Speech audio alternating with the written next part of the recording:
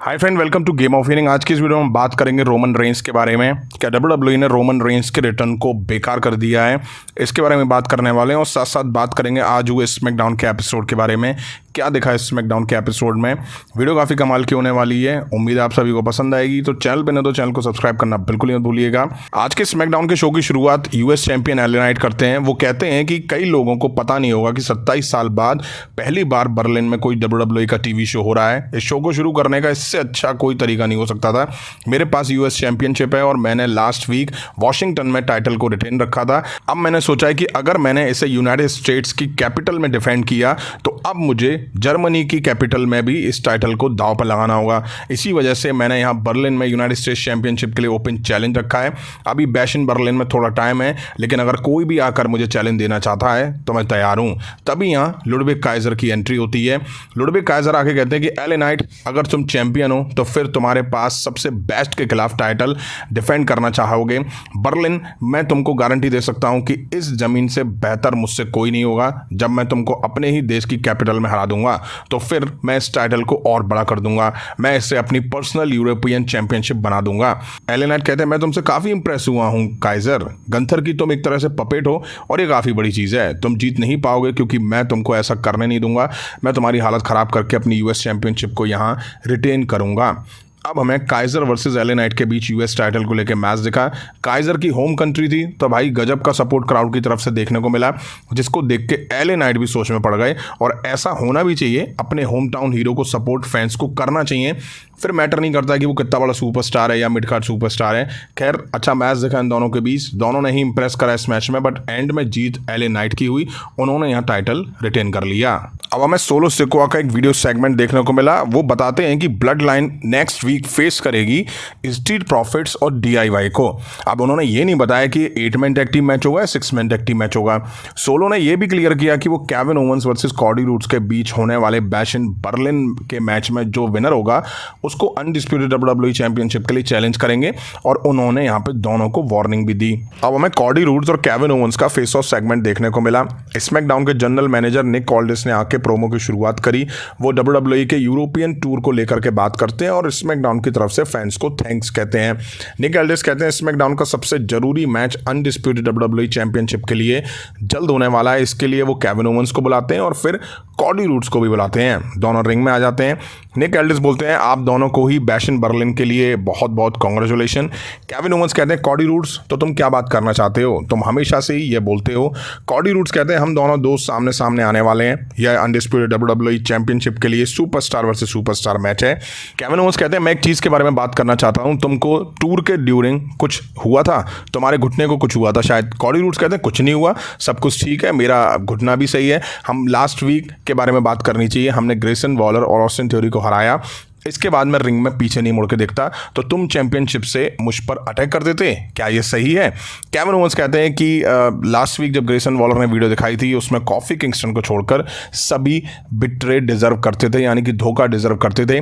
मेरे मन में सवाल है कि मैं तुम्हारे साथ ऐसा क्यों ही करूँगा। कॉडी रूड्स कहते हैं मुझे रियल में नहीं पता। 2015-16 के बारे में बात करते हैं, जब तुम लॉकर रूम में आए थे और मैं यहाँ से चला गया था। बड़े चेंजेस देखने को मिले उसके बाद। तुमने यहाँ रहकर ऐसा किया, लेकिन तुमको उतना क्रेडिट मिलना चाहिए उतना नहीं मिलता है। केविन ओवेंस कहते हैं ये काफ़ी अच्छी चीज़ है। मैं शायद तुम्हारे ऊपर पीछे से अटैक नहीं कर सकता, मैं तुम्हारे ऊपर हमला नहीं करता क्योंकि तुम्हारे नी में प्रॉब्लम है। मुझे ऐसे कई मैसेज आए थे। कॉडी रूड्स कहते हैं मेरा घुटना एकदम सही है यार, पता नहीं तुम ऐसा क्यों बोल रहे हो। 3 हफ्ते पहले भी तुमने बहाने बनाए थे। केविन ओवेंस कहते हैं अगर तुम इंजर्ड नहीं हो तो किस वजह से तुम अपनी एंट्रेंस के ड्यूरिंग घुटने पर नहीं बैठ रहे हो। आपको याद होगा ना, कॉडी रूड्स घुटने पर बैठते हैं। मैंने काफ़ी साल पहले यूनिवर्सल चैंपियनशिप जीती थी, लेकिन लोगों ने कहा था कि मैं डिजर्व नहीं करता था क्योंकि मुझे ट्रिपल एच की वजह से वो चैंपियनशिप मिली थी।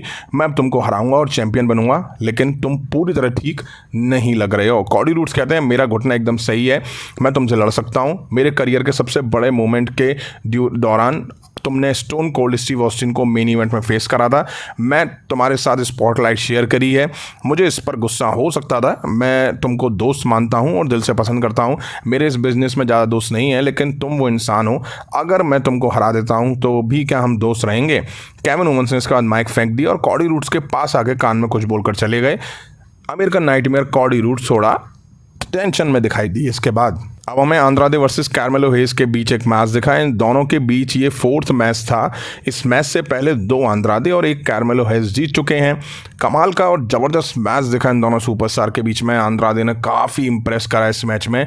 उनके 3 से 4 मूव इस मैच के दौरान बहुत ही बेहतरीन थे। इस मैच में इस मैच को देखने में वाकई इसी वजह से मज़ा आ गया। ज़बरदस्त एफर्ट के बाद भी आंद्रादे इस मैच में जीत नहीं पाए। कार्मेलो हेज ने इस मैच को जीत लिया। अब 2-2 से दोनों बराबर हो चुके हैं। अब टाइम था मेन इवेंट का, जहां हमें नाया जैक्स वर्सेस मिचीन के बीच WWE वुमेन्स चैंपियनशिप के लिए स्ट्रीट फाइट मैच देखने को मिला। मिचीन अपने साथ पहले से ही कैंडो स्टिक, ट्रैश कैन लेके आई थी।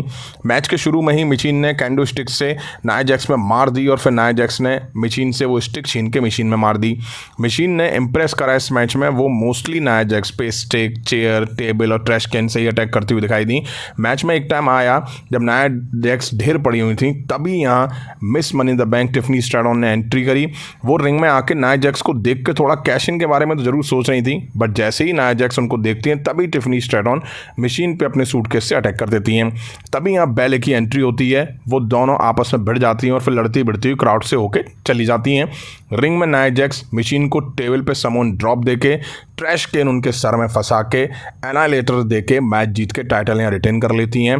टाइटल रिटेन करने के बाद भी नाया जैक्स का मन नहीं भरा, तो उन्होंने कैंडो स्टिक से ट्रैश कैन के ऊपर ही दबादब कैंडो स्टिक बजाई हैं। और मशीन की इसके बाद हालत क्या हुई होगी ये तो खैर मशीन ही जानती हैं। यहीं आज का स्मैकडाउन का एपिसोड एंड हो गया था। अब बात कर लेते हैं रोमन रेंस के रिटर्न के बारे में। जैसे कि रोमन रेंस का रिटर्न रेसलमेनिया 40 के बाद समर स्लैम 2024 में दिखा। ठीक ऐसा ही 4 साल पहले 2020 में भी हुआ था, जो कि रोमन रेंस का आइकॉनिक रिटर्न बन गया था। उसके बाद रोमन रेंस ने जो तबाही मचाई वो आज भी फैंस को याद है। बट अब रोमन रेंस का रिटर्न जो समर स्लैम 2024 में हुआ, वो ऐसा लग रहा है कि WWE ने जल्दबाजी में रोमन रेंस का रिटर्न करा दिया है।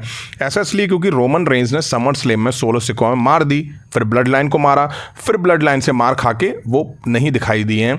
रोमन रेंस ने वापसी के बाद अभी तक प्रोमो भी नहीं दिया है, एक लाइन तक नहीं बोली है, तो चीज़ें उनको लेके फैंस के दिमाग में क्लियर नहीं हो पाई हैं। वहीं रोमन रेंस उसके बाद 2 हफ्ते के लिए नहीं दिखाई दिए हैं और दिखना बनता भी नहीं है, क्योंकि बैश इन बर्लिन में रोमन रेंस को कोई मैच नहीं लड़ना है। इसलिए जो रोमन रेंस का रिटर्न हुआ उसके बाद केवल ब्रॉल दिखा और फिर वो 2 हफ्ते के लिए गायब हो गए। वहीं सोलो सिकोआ या यूं कहूँ ब्लड लाइन को DIY और स्ट्रीट प्रॉफिट्स के खिलाफ बुक कर देना, जिसे रोमन रेंस की साइड से एकदम से ब्लड लाइन को हटा दिया है। वहीं जिसे देख के लग रहा है कि WWE को रोमन रेंस का रिटर्न बैश इन बर्लिन के बाद कराना चाहिए था तो ज़्यादा बेहतर होता। वहीं सोलो सिकोआ ने बैश इन बर्लिन में होने वाले Cardi roads versus Kevin Owens के बीच मैच के विनर को भी चैलेंज कर दिया है। और अगर सोलो सिकोआ कॉडी रूड्स या केविन ओवेंस के साथ दिखेंगे टाइटल फ्यूड में, तो रोमन रेंस को WWE कैसे बुक करेगी सोलो सिकोआ के खिलाफ या ब्लड लाइन के खिलाफ, या वापस से उनको ब्रेक देगी, जो कि कहीं ना कहीं कंफ्यूजन क्रिएट कर रहा है। और ऐसा है तो रोमन रेंस के रिटर्न को WWE ने बेकार कर दिया है। आपका इस पे क्या कहना है कमेंट करके जरूर बताइएगा। अभी की वीडियो में इतना ही। पसंद आए तो लाइक और शेयर करें। उस तरह के इंटरेस्टिंग अपडेट्स के लिए चैनल को सब्सक्राइब करें, बेल आइकन को प्रेस करें। मिलता हूं जल्दी नेक्स्ट वीडियो में। Thank you.